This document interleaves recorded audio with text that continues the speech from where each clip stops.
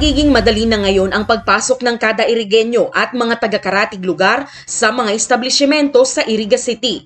Hindi na kasi nila kinakailangang magsulat o mag-iwan ng impormasyon gamit ang papel at ballpen dahil hinihimok na ngayon ng Department of Interior and Local Government ang paggamit ng Digital Contact Tracing App o QR codes. Recently, just last Friday, we received a memorandum also coming from the National DILG na obligado po kami na mag-resort sa i-digitalize na ang contact tracing.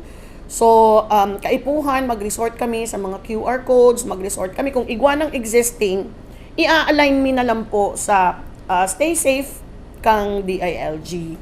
Mandatory na ang paggamit ng QR codes o Digital Contact Tracing Application upang mas mapabilis ang contact tracing at agad na mapigilan ang pagkalat ng COVID-19 virus. Hindi na ito bago pa sa Iriga City, lalo pat noon pa may isinusulong na nila ang paggamit ng eye contact. So you really have to go to their families because you have to talk to them, not only to the one person, but to all the families who are exposed to the person exposed to the infected person.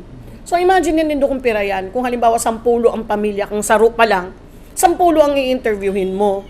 Whereas, kung naglaog sinda sa establishment na nag-oy contact sinda, kuta, ite-text na lang sinda.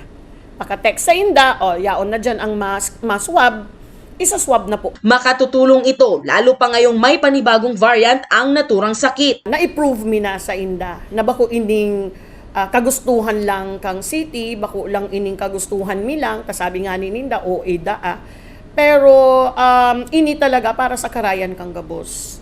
Na-approve mi sa inda na general welfare talaga ini.